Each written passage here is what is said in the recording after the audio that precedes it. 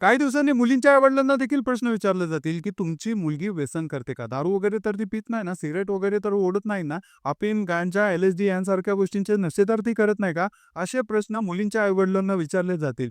मित्रांनो, IT park महाराष्ट्रात आलं, भारतात आलं आणि या आय-टी पार्कने एक अशा गोष्टी घेऊन आलं, कल्चर घेऊन आलं. परप्रांतीय बाहेरच्या राज्यातली मुलं इथं आली, मुली इथं आली आणि इथं आल्यावरती त्यांनी त्यांचे रंग दाखवायला चालू केले.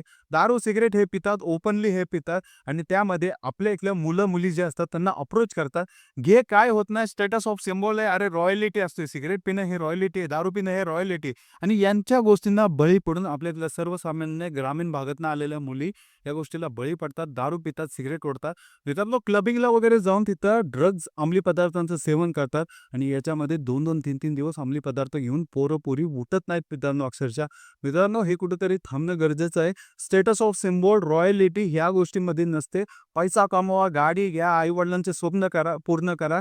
त्याच्यामध्ये स्टेटस ऑफ रॉयल्टी आहे, ना की कुठलं व्यसन करून पैशाला घोडा लावण्यामध्ये.